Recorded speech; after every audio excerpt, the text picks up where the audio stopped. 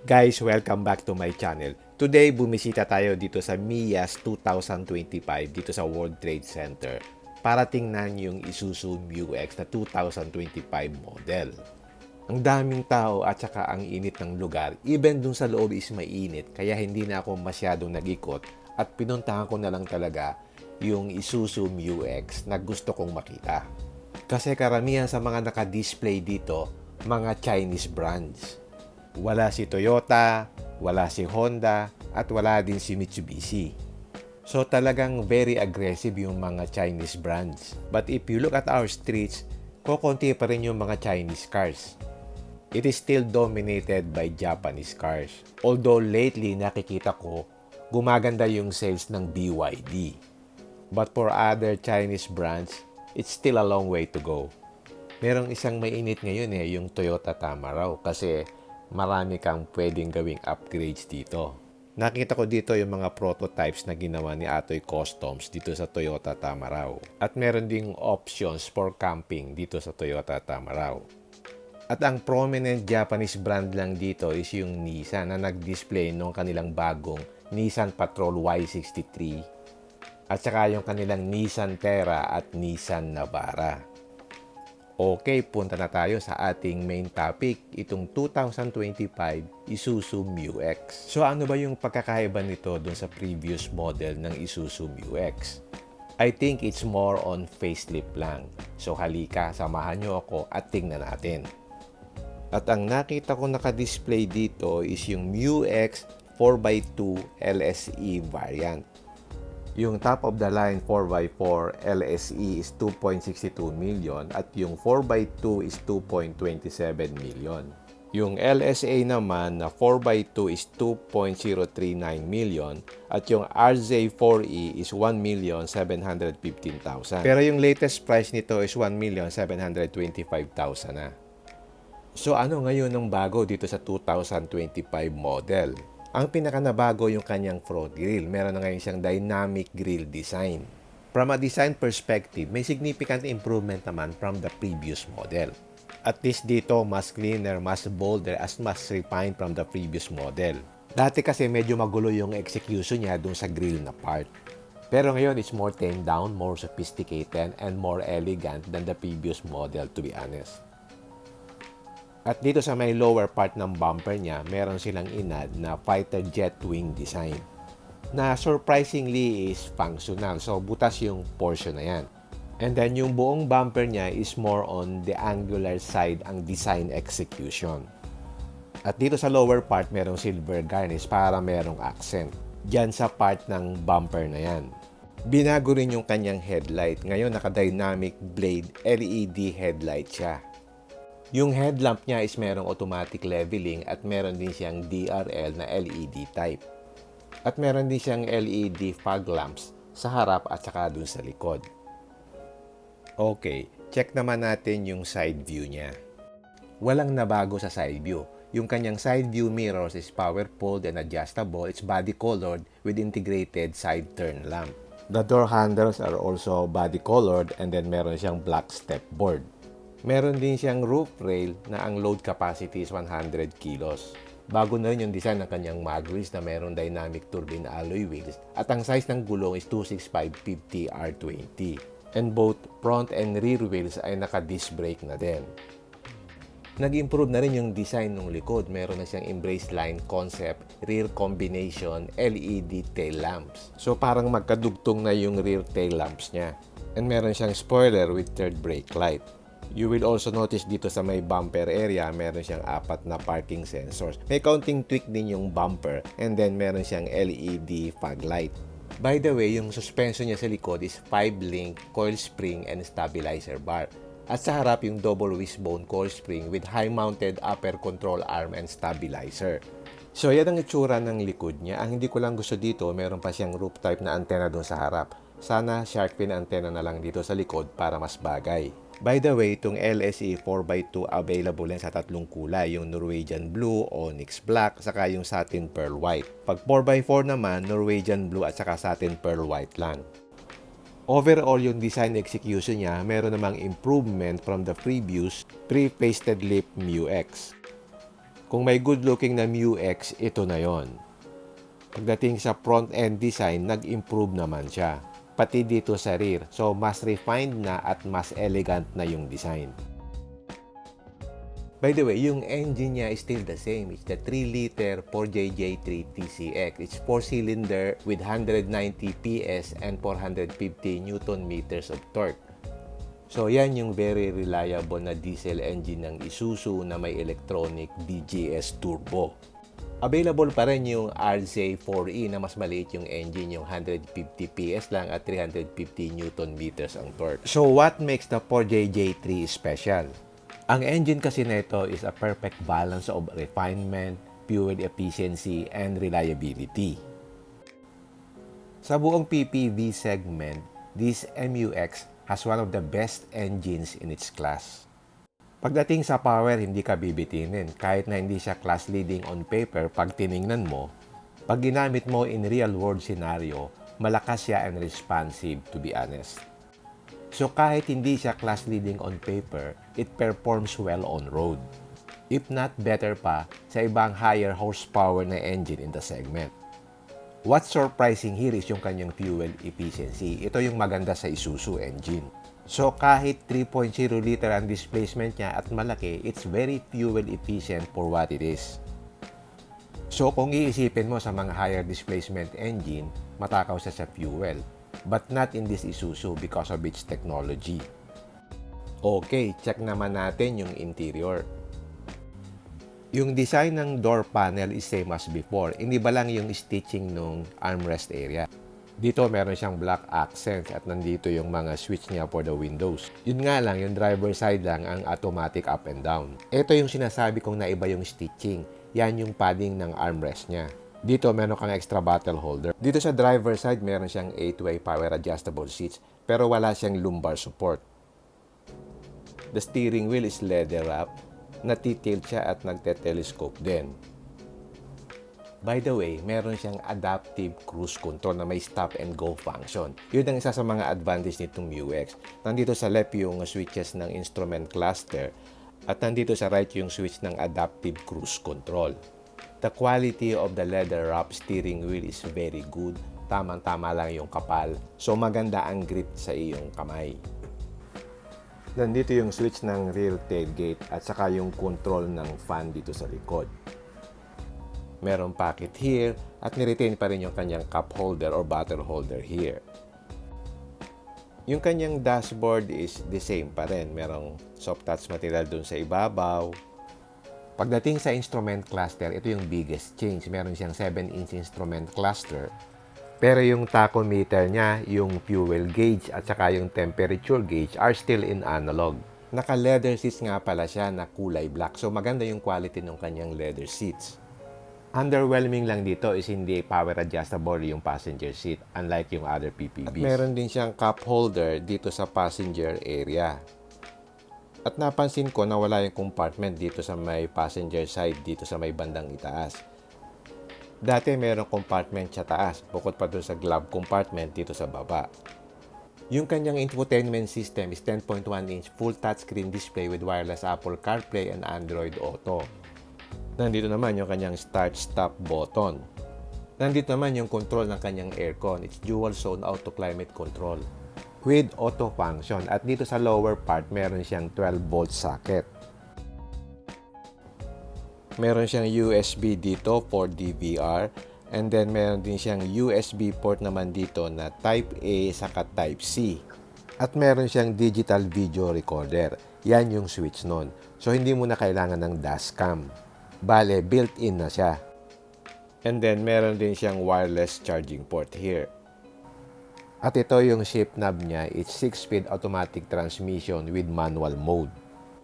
Nandito yung kanyang electric parking brake at saka yung auto hold switch. Ito naman yung switch for hill descent saka stability control. Meron siyang 2 cup holders here at dito sa ilalim ng armrest, merong compartment. Pero ang liit lang niya, hindi katulad ng sa iba na malaki. At yung armrest naman niya is leather wrap. Dito sa driver side sunshade, merong vanity mirror na umiilaw pagka binuksan mo. Dito naman sa passenger side, meron din vanity mirror at meron din siyang ilaw. Ang underwhelming lang dito is hindi pa naka-LED yung cabin lights niya. So sa full interior, hindi naka-LED. At meron siyang sunglass holder here. In terms dun sa interior vibe, maganda siya kasi color black. So noticeable ba yung difference dun sa pre-facelift? For me, hindi ganun kalaki. Minor tweaking lang pagdating sa material used at saka sa design. Additionally, meron na rin siyang ambient lighting dito sa dashboard at saka dito sa mga door sidings. Maganda rin yung headroom niya. Mataas siya, kaya okay na okay. Okay, check naman natin itong second row seat. Yung design ng door panel dito sa second row is the same lang dun sa front row. Meron siyang tweeter dito at same lang yung materials na ginamit dito.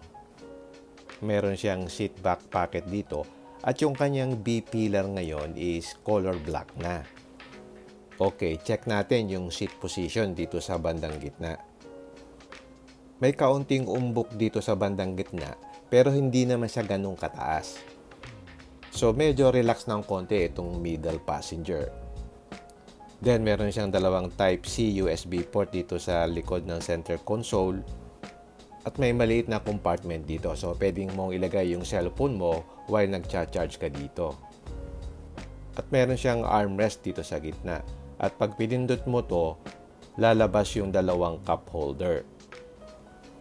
At meron ding sabitan dito sa likod ng driver's seat. You can also control yung aircon dito sa second row. Nandito yung knob niya. And then dito yung cabin lights niya. Meron dalawang aircon vent dito sa second row at meron ding dalawa dito sa third row.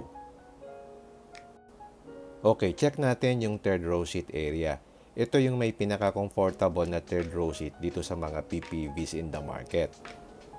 Why? Because mataas yung mounting niya. Makikita nyo dito, mataas siya. So, pagdating sa thigh support, very supportive siya. So, hindi nakakangalay sa long drive. So, yan ang advantage ng MUX. Mas maluwag yung kanyang third row seat. Kasi yung sa ibang mga PPVs, nakalapat yan sa floor. So, mahirap umupo doon sa third row. Dito, you have enough space. At dito sa third row area, meron ding armrest at merong bottle holder sa left and right. Okay, i-open naman natin itong tailgate. It's power tailgate. So, pag pinindot mo, automatic na mag-o-open siya. At dito makikita mo na malaki yung space nitong MUX. Pag inangat mo itong takip na to, meron siyang compartment area na you can put some small things here. Dito sa left, meron din siyang ilaw at meron siyang tie points here. You can also increase yung cargo area. Itong third row seat, pwede mo siyang i-flat yan, no? So, pag hinilang mo siya at itinulak mo, so flat na yung third row seat. Pwede mo ding i-flat yung second row seat para mas lalong lumaki yung cargo area mo. So, yan ang kagandahan nitong MUX. Ang laki talaga ng space niya. It's a 7-seater. So, kung medyo malaki ang pamilya nyo, tamang-tama to. Ano naman yung mga safety features niya? Of course, aside from the SRS airbags, meron siya yung ADAS, yung Advanced Driver Assist System. Meron siyang ABS, EBD, BA, Brake Override System, Electronic Stability Control, Traction Control System, Hill Start Assist, at saka Hill Descent Control. Meron din siyang underbody protection gaya ng front skid plate, meron siyang oil pan guard, yung fuel tank protector, saka yung transfer case protector dun sa 4x4 system. At sa parking naman niya, dun sa front and rear, meron siyang 4 na sensors, no? At meron din siyang 360 around view monitor. Okay, let's talk about the pros and cons. Ang unang pro niya is yung kanyang reliable engine. So, subok na yung 4JJ3 engine na 3 liter. So, pag sinabi mong Isuzu, matibay na at fuel efficient pa. Ang second pro niya for me is yung kanyang adaptive cruise control. Nasubukan ko na ito before. Very effective yung kanyang cruise control sa stop and go. Another pro niya is meron siyang 360-degree camera. At advanced yung camera niya. Pag nag-turn signal ka, gagana yung camera doon sa sides. At nag-add sila ng front parking sensors for additional support. Another pro niya is meron siyang digital video recorder. So, hindi mo na kailangan ng dashcam kasi meron na siyang sariling recorder. And you can download yung kuha niya dun sa kanyang provided na USB port. And the other pro nito is yung kanyang third row seat na maluwag. Among the PPVs in the market today, siya yung may pinaka-comfortable na third row seat. Another pro niya is yung spacious cabin niya. Among the PPV segment, siya yung may pinakamalaking cabin space. So kung interior space ang hinahanap mo for a 7-seater na SUV, ito yung sasakyan na para sa inyo. And lastly, yung Isuzu nameplate. If you want reliability out of your vehicle and you want to keep it for a long time, magandang choice itong Isuzu MU-X. Ano naman yung mga cons niya? Ang number one con niya for me is yung kanyang selling price. Parang ang taas ng presyo niya. Maganda yung mga features niya, pero yung selling price niya is mataas. Kaya makikita mo, parang kokonti yung bumibili. This is connected dun sa sinasabi ko na high asking price. Even though marami siyang tech at safety features na added, parang pagdating dun sa feel, especially dun sa interior niya, parang masyadong bland pagdating sa execution ng feel dun sa loob. Kumbaga, parang hindi siya worth 2.6 million dun sa 4x4 and almost 2.3 million for the 4x2 LSE. Kanya-kanya namang appreciation yan. Pero pagdating dun sa materials used, it's more on the durable side pa rin kahit na nag-add pa ng touch material sa interior. And also yung mga screens niya sa loob hindi ganun ka high quality compared sa other brands. Mapapansin mo yan pag in-on mo yung vehicle. Yung mga screens niya hindi high quality. Parang aftermarket yung look niya. Ang third ko niya is yung kanyang bump steer. I hope na-resolve na nila ito. Yan yung hindi pantay yung tangos ng gulong dun sa harap. So, yung BT50, yung D-Max, at saka itong MU-X, experience that issue. I don't know dito sa new facelifted model na to, na ayos na yun. And another thing is yung steering system niya. Hindi pa rin siya naka-EPS, hydraulic pa rin. I don't know kung dadalhin nila dito yung RS variant gaya nung sa Thailand. Yun, naka-EPS na yun. Pero sadly, pagka mga Philippine specs, palaging may kulang. To be honest, malaking bagay talaga yung electronic power steering. As I experience it on a day-to-day basis, mas maganda siyang gamitin. Hindi siya nakakapagod. Especially kung naglo-long drive ka o nagmamaneuver parate. I hope dalhin nila yung model na naka-EPS dito sa atin. In summary, itong 2025 MU-X is a solid SUV or PPV. Yun nga lang, yung upgrade niya is more on facelift lang. Nag-add sila ng certain features, especially dun sa ADAS niya. Other than that, wala nang iba. Yung engine is the same pa din. But if you're looking for reliability at yung objective mo is to have it for the next 10 years, then this is a good buy. But if you value other things like comfort, technology, modern design, this PPV is not for you. Kasi parang more on the conservative side. Parang mahirap din siyang lihisan eh. That's why you seldom see na mga MU-X na nakaset up. But if reliability and fuel efficiency ang habol mo, ito ang bagay sa'yo. If you are going to ask me kung malaki ba ang difference from the pre-facelifted na MU-X before, for me hindi ganun kasubstansyal. Ang malaki lang talagang difference yung front end. But other than that, yung dinagdag sa ADAS, hindi naman talaga laging ginagamit on a day-to-day basis. Kanya-kanya naman tayong appreciation ng value. For me, very steep yung price niya for what it offers. Just like what I said before, if you're going to keep the car for 10 years, so sulit yung price niya. Pero if you're going to keep it, let's say, for 3 years lang, parang mas maganda tumingin ka ng ibang brand na mas modern yung feel sa kanyang price point. Okay, hanggang dito na lang. I hope nakapagbigay ako sa inyo ng kaunting background about this 2025 Isuzu MU-X. If you like this video, don't forget to like, share, and subscribe. Until next time, see you again in my next vlog. Bye!